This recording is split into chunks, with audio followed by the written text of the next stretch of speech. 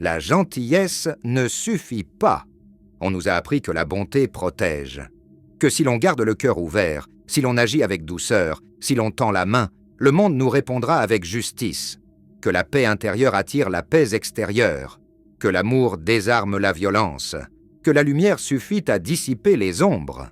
Mais la réalité est plus brutale. Ceux qui donnent sans compter sont souvent ceux qu'on oublie. Ceux qui pardonnent trop vite sont ceux qu'on trahit le plus fort. Et ceux qui espèrent que leur lumière suffira à désarmer la cruauté finissent par s'éteindre à petit feu. Le monde ne fonctionne pas selon les lois de la bonté. Il ne récompense pas la pureté. Il récompense la clarté. Il récompense la force tranquille, celle qui sait dire non, poser des limites et se retirer sans bruit. La gentillesse sans frontières devient une offrande aux prédateurs. Et la paix sans puissance devient une illusion dangereuse. On croit que la gentillesse est une armure. Mais dans un monde qui teste, qui prend, qui exploite, elle devient parfois une faille. Pas parce qu'elle est mauvaise, mais parce qu'elle est seule. Sans force, sans structure, sans discernement, elle devient vulnérable. Il ne s'agit pas de renier la bonté. Il s'agit de comprendre qu'elle ne suffit pas, qu'elle doit être accompagnée de lucidité, de fermeté, de présence, qu'elle doit savoir se retirer quand elle n'est pas honorée, qu'elle doit savoir dire « Je ne suis pas là pour être consommé », car le monde ne lit pas toujours les intentions. Il lit les frontières, il lit les silences, il lit la posture. Et si cette posture est floue, si elle est trop ouverte, trop disponible, elle devient une cible. On croit que la gentillesse est un langage universel. Mais elle est souvent traduite à tort. Certains y voient une faiblesse, d'autres une opportunité.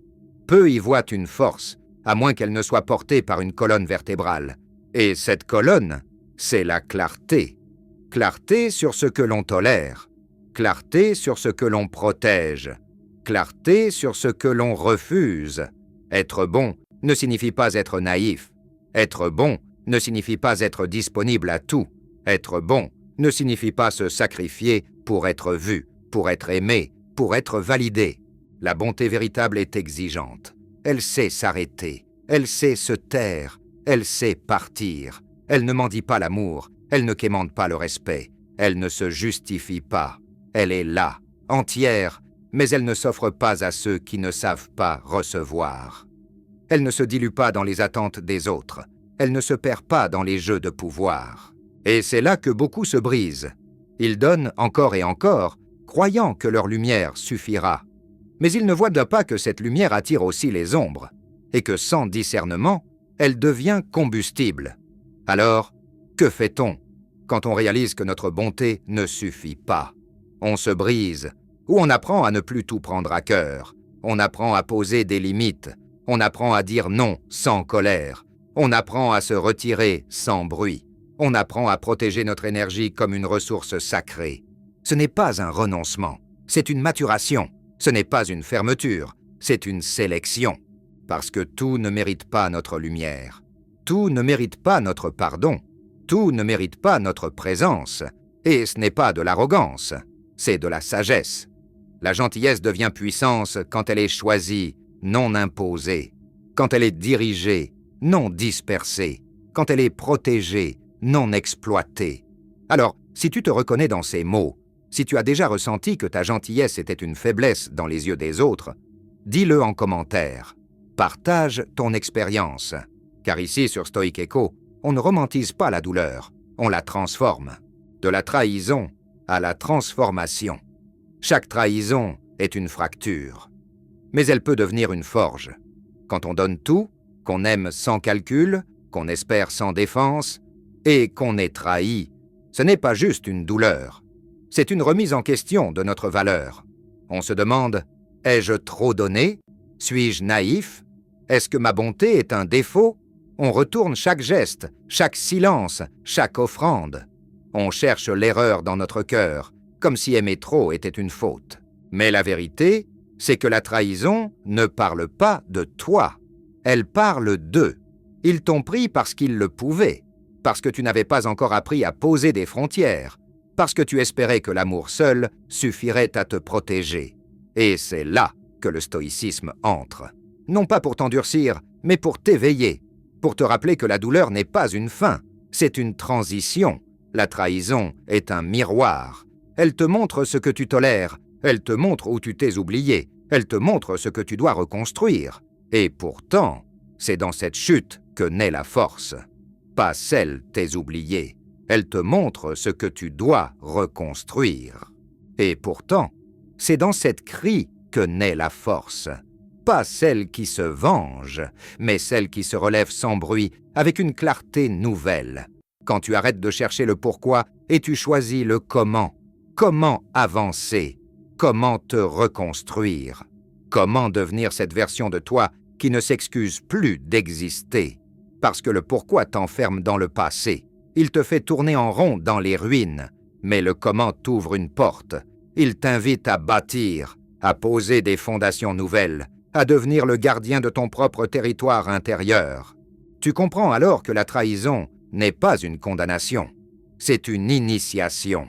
Elle t'apprend à ne plus te brader, à ne plus te justifier, à ne plus attendre que les autres reconnaissent ta valeur. Tu apprends à la porter, cette valeur, à l'incarner, à la défendre.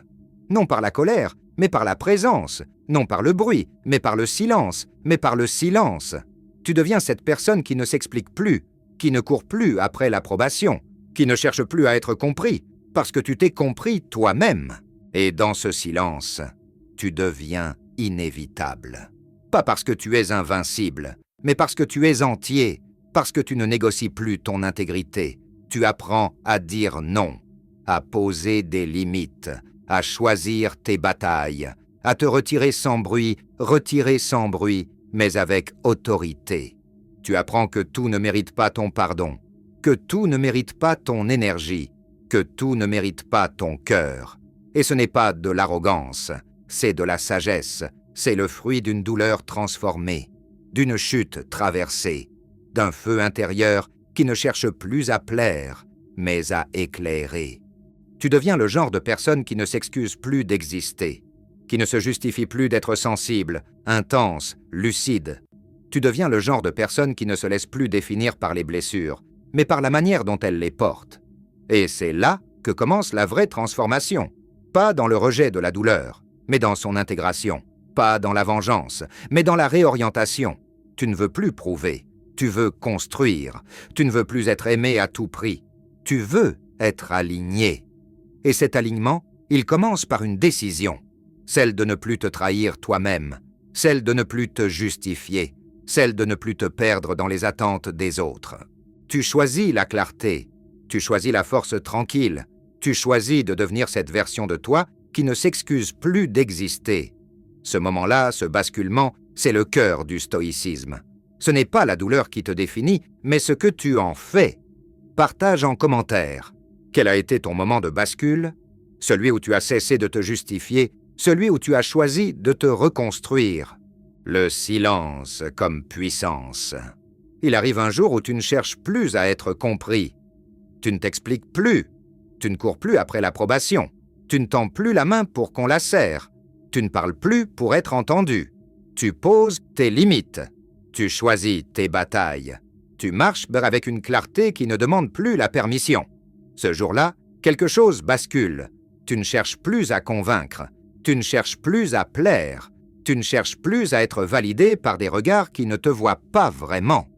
Tu ne cherches plus à être aimé au prix de ton intégrité. Ce silence-là n'est pas une fuite. C'est une déclaration. Il dit « Je n'ai plus besoin de prouver ma valeur. Je suis entier, même incompris. Je suis debout, même seul. Je suis clair, même si personne ne m'applaudit. Et dans ce silence, tu deviens inévitable. Non pas parce que tu cries plus fort, mais parce que ta présence parle pour toi. Parce que ton absence devient un langage. Parce que ton retrait devient un message. Parce que ton calme devient une frontière. Le monde ne respecte pas ceux qui s'excusent d'exister. Il ne respecte pas ceux qui se justifient à chaque pas. Il ne respecte pas ceux qui s'effacent pour être acceptés. Il respecte ceux qui savent se retirer sans bruit, mais avec autorité. Ceux qui ne mendient pas l'amour, mais incarnent la dignité. Ceux qui ne cherchent pas à être compris, mais à être cohérents. Le silence n'est pas vide. Il est plein de décisions. Il est plein de discernement. Il est plein de force contenue. Il est le fruit d'un long chemin. Un chemin où tu as trop parlé, trop expliqué, trop donné. Un chemin où tu as cru que plus tu étais transparent, plus tu serais respecté. Mais tu as appris. Tu as vu que l'explication ne protège pas, que la justification n'apaise pas toujours, que la transparence sans discernement devient une offrande à ceux qui ne méritent pas ton histoire. Alors tu as choisi le silence. Pas le silence de la peur, pas le silence de la soumission, mais le silence de la maîtrise, le silence de celui qui n'a plus besoin de se défendre, le silence de celui qui sait ce qu'il vaut, même quand personne ne le dit. Ce silence-là est stratégique.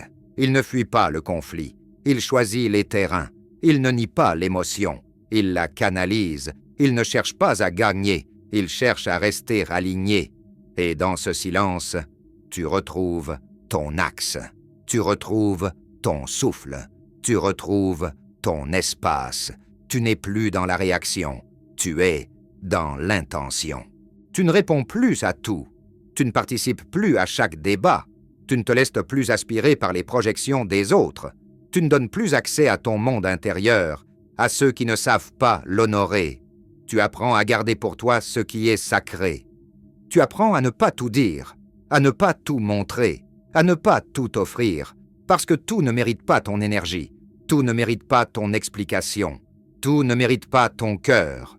Et ce n'est pas de la froideur, c'est de la sagesse, c'est de la protection, c'est de la lucidité. Tu comprends que le silence est un filtre. Il révèle qui écoute vraiment. Il révèle qui respecte ton rythme. Il révèle qui mérite ton retour. Et plus tu avances, plus tu réalises que ce silence devient ton allié. Il te protège, il te centre, il te libère. Tu n'as plus besoin de crier pour être entendu. Tu n'as plus besoin de t'expliquer pour être respecté. Tu n'as plus besoin de te justifier pour exister. Tu es là, présent, solide, silencieux. Et c'est suffisant. Alors dis-moi, es-tu prêt à choisir la force tranquille? À ne plus te brader pour être aimé? À laisser ton silence parler pour toi? Commente avec un mot. Frontière, silence ou reconstruction. Je te lis.